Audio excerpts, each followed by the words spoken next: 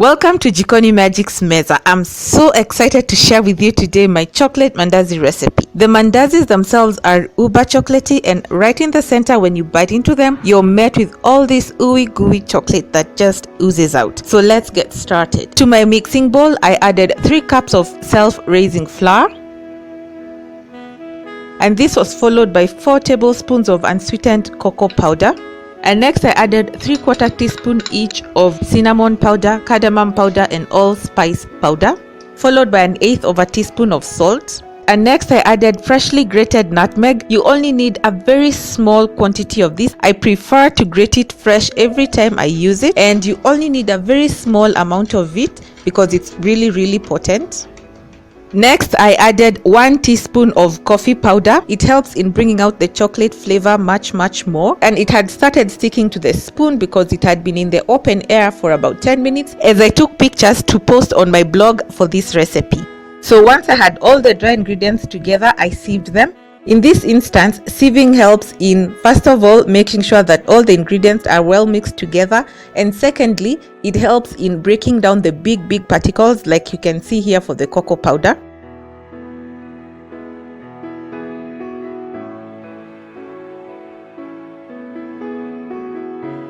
And once everything was in the bowl, just to be sure that everything was well distributed and mixed well, I took my spatula and just moved everything around. Once I was satisfied that I had mixed everything in together, I added 1/2 cup of brown sugar,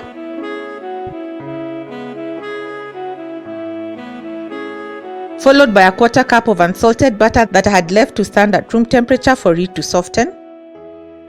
So after that, all I did was just rub in the butter until the flour resembled very fine breadcrumbs, and in the process ensuring that the sugar was well mixed throughout the flour.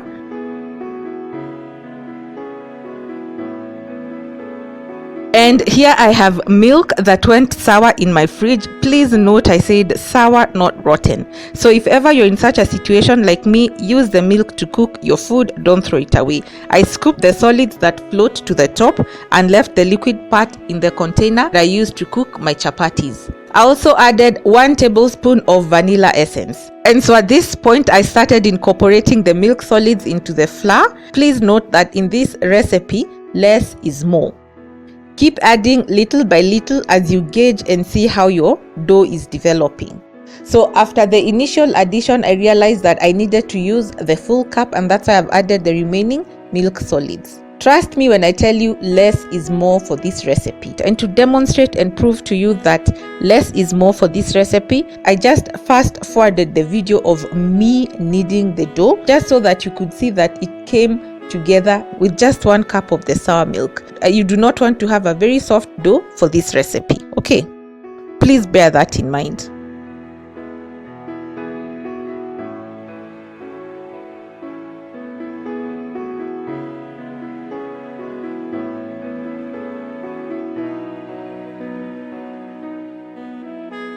And as you can see, the dough has really come together nicely. It's slightly soft but not so soft. So what I did was I covered it with plastic paper and left it for about 20 minutes for it to relax and for the moisture to redistribute itself. And so this is how the dough looked like after resting. When you touch it, it's going to be a bit on the sort of crumbly side, and it will even stick to your fingers. So what you'll do is you'll knead it again for around 5 minutes, and it will become smooth and elastic, and it will no longer be sticking on your fingers.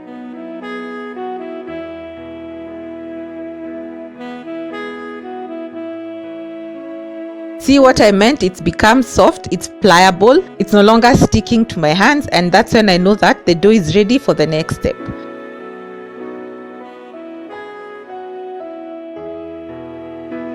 So I pinched a small piece of it, rolled it in my hands, and then flattened it on the rolling board. Dusted it with very little flour. Please note very little flour, because if you use too much, you're going to have mandazis that have white streaks in them.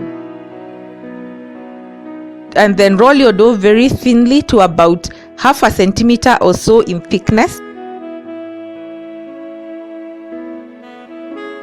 There you see, that's the thickness that you want to have.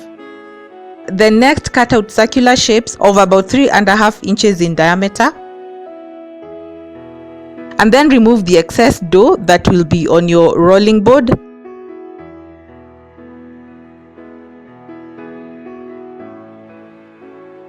The next, place your chocolate on the dough. In this instance, I used regular milk chocolate. It's up to you, whichever chocolate you prefer.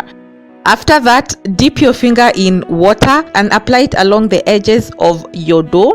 Make sure that you apply enough, and then cover this with another piece of dough, and please make sure that the pieces are well approximated or aligned so that you do not have one that is sticking out more than the other. After you've approximated them well, take your fork and press it gently all around the dough to make sure that the edges are sealed together. I also turn it over and use my fork to seal from the other side, because I'm normally so paranoid that this is going to open. You don't have to do this if you're confident in how you've sealed your mandazis. Sealing on one side is enough, but yeah, this is me. So the next step was to cook the mandazis in oil that was heated on moderate heat.